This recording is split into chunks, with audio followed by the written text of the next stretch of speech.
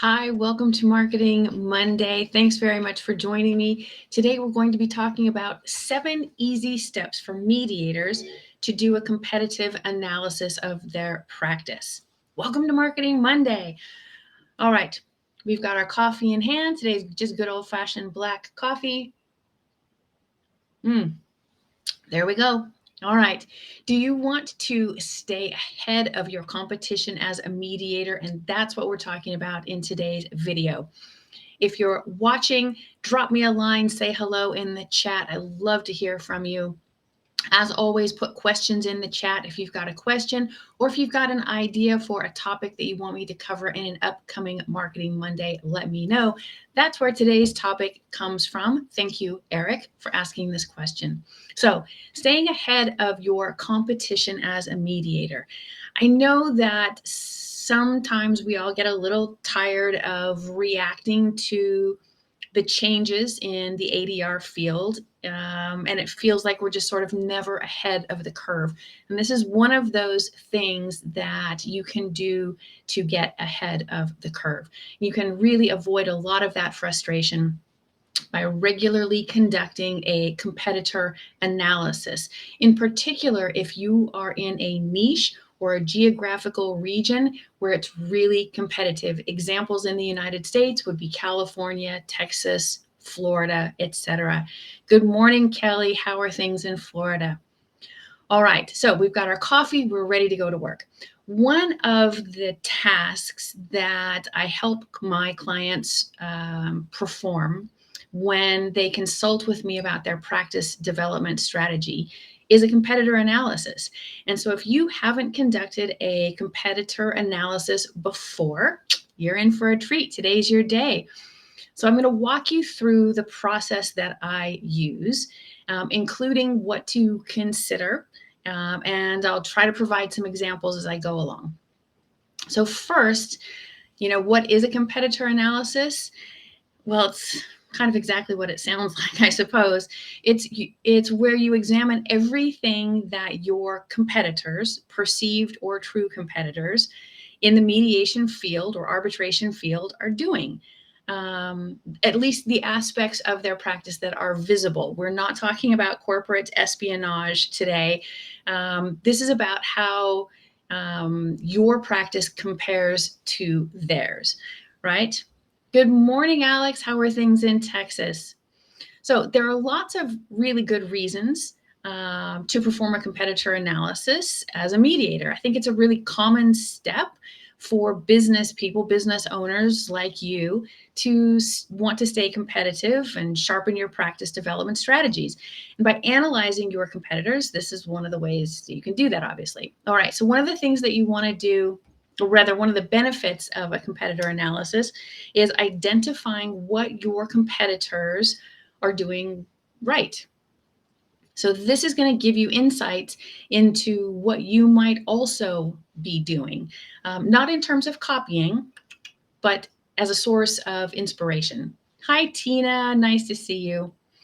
So you want to identify what it is that your competitors are doing right, but you also want to identify what it is that you think they're not getting correct.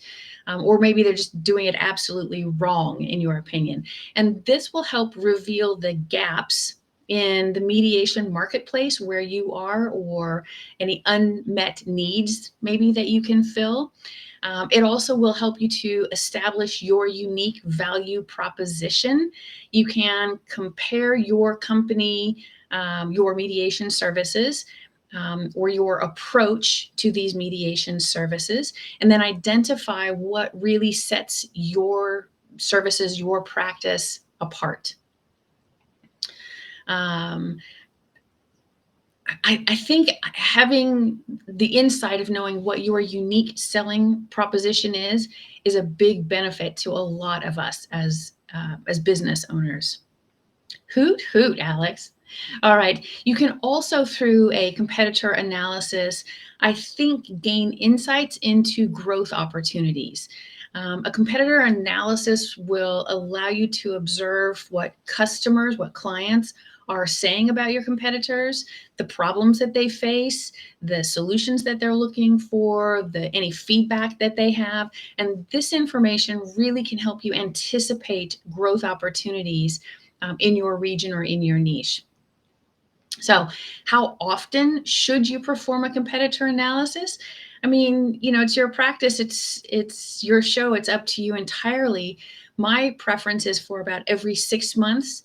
You could do it once a year. So maybe choose the anniversary upon which you started your practice and make that an annual date that you have with yourself to do a competitor analysis. But it's up to you entirely. So let's get to the good part, the 7 steps.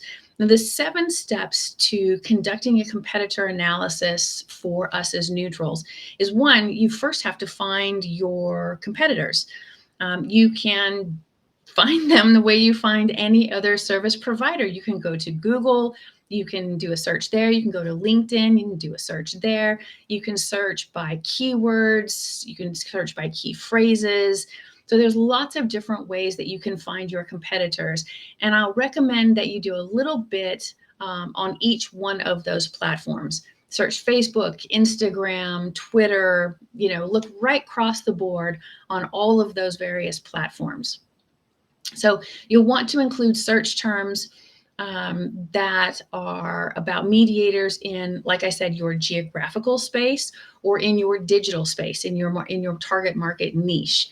And really, it's these direct competitors that you want to focus on. It's easy to kind of fall down a rabbit hole and get lost in the noise, but really stick with searching out just your competitors. Again, you can just search for mediators near me. That's one of the easiest ways to do it.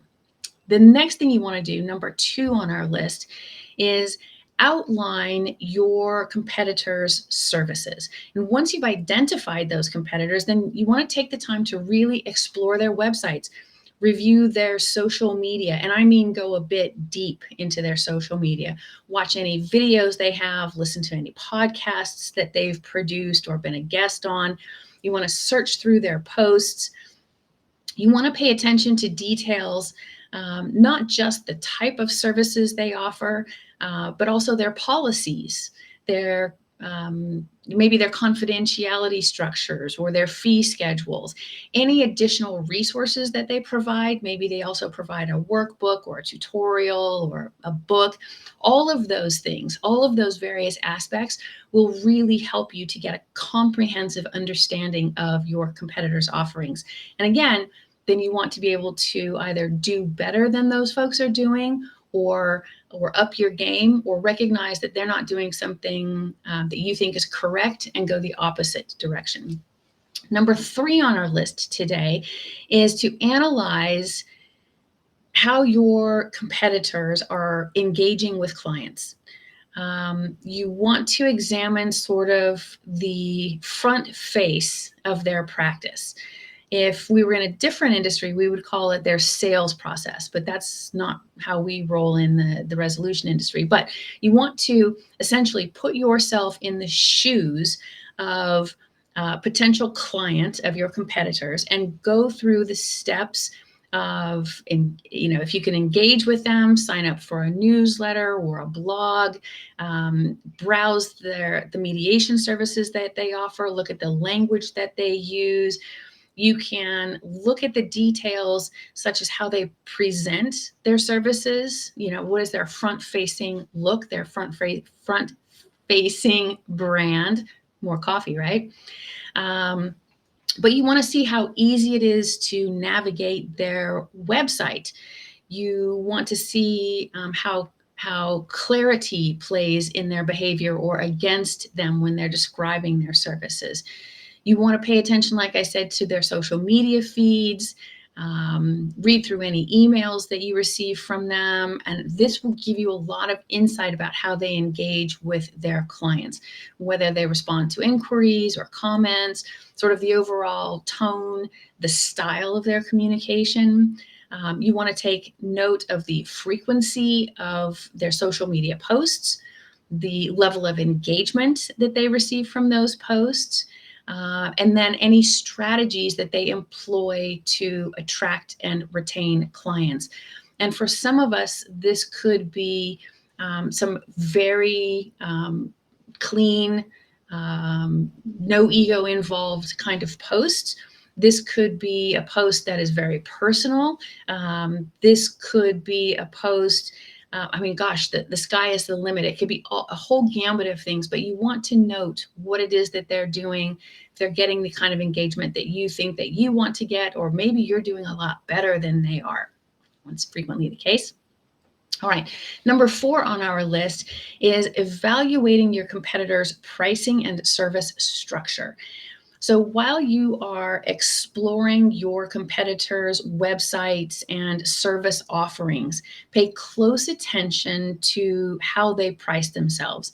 Is it by the hour, by the half day, by the full day? Is it portal to portal? What do they include? What do they do? Do they nickel and dime their clients with an itemized statement readout, or is it an all-inclusive service? And which one of those puts you in the better situation? All right. So you examine how they present their fees, whether or not they give any discounts. Do they have any packages that they offer? And how does their pricing compare to other mediators in your marketplace? So you want to note, are they high-end bespoke? Are they nice, sort of middle ground? Are they low-end? So you want to take note of all of those things. And you want to think about, when you're making those notes, the value that they provide in relation to the pricing, and then consider how your own pricing structure aligns with or differentiates from theirs. You might also want to analyze any additional services or unique features that they provide to clients and how they position those offerings. And those might be things like catering in a lunch, validating parking, those kinds of things. Number 5 on our list is that you need to study your competitors' digital marketing strategies. And this step really involves examining your competitors' overall digital marketing efforts. So you want to look for both paid and organic strategies. So for example, if you're a mediator who provides services to unrepresented clients in family and divorce cases, then it's likely your competitors use a pay-per-click system, or Google ads or Facebook ads or LinkedIn ads, things of that nature. Because reaching the general public, reaching all of us, is really difficult to do in marketing. So you'll want to note whether or not they use the organic outreach, social media posts on LinkedIn, etc., or do they use the pay-per-click, right? So explore all of those social media platforms, search engines, other digital channels. Observe the kind of content that they share, the frequency of their posts, the engagement that they generate, paying attention to the tone of their message, the look of their message, what are the visuals that they're using, and then the effectiveness to their calls to action. Some of us don't use calls to action. For some of us, that's not a comfortable thing to do. For others of us, we can be pretty overt and, just say, call me. So number 6 on our list, and I know that a lot of these overlap. There's a lot of dovetail between all of these, but they really are separate steps. Number 6, you want to review any customer feedback or testimonials. So reading customer reviews for those providers who are, for example, listed in Google My Business or accept recommendations on LinkedIn or Facebook, or they have a star system, you want to look at those. And I think when you look at what other people say about that business, it really gives you a better understanding of their experience and their perception of your competitor's business versus your competitor's perception of their own business. Maybe look for common themes if you can spot any, in all of the positive and the negative reviews, and see if there's something that's sort of on repeat for that competitor that you could either do better or avoid entirely. Number 7, the last point of today's Marketing Monday, is to conduct a SWOT analysis, SWOT. And if you haven't heard of a SWOT analysis, SWOT, SWOT stands for strengths and weaknesses, opportunities, and threats. And you can evaluate your own strengths and weaknesses compared to your competitors, identify any potential opportunities. Maybe they're doing something that you should take advantage of. And then recognize any external threats or challenges that their existence may pose to your practice.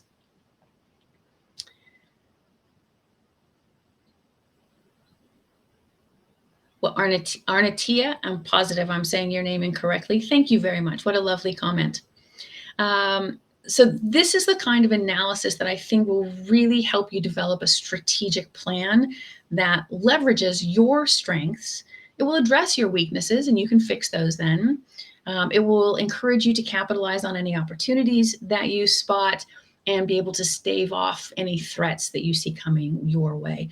And by conducting a thorough competitor analysis, again, on the schedule of your choice, every 6 months, every year, I think you can much better position yourself as a knowledgeable, adaptable mediator.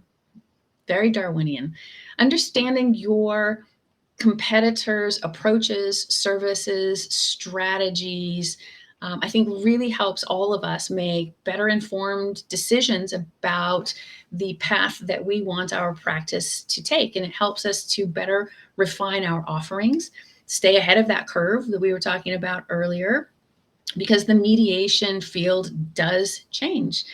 And for most of us, it changes for the better year after year after year. So I hope that these 7 steps, this really short little guide, has provided you with some valuable insights into performing a competitor analysis in the resolution industry.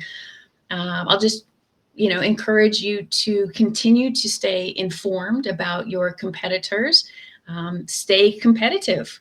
It really does help us to deliver better mediation and arbitration services, and that elevates our industry in whole. All right, Manuel, thanks so much for the link. It's always nice to see you on a Marketing Monday. Well, that is it for me on Marketing Monday. Like I said, if you're watching this on LinkedIn, jump over to YouTube, subscribe to the channel. There's tons of good content, lots of videos there. If you're on LinkedIn, thank you so much for watching and for commenting down below. If you've got an idea for a topic that you'd like me to cover, or if you've got a question that you need me to answer, absolutely send it over, put it in the comments, and I'll get a video made just for you. Well, that's it. Enjoy your coffee, get your week started off right. Be good humans. Thanks so much for watching. Bye-bye.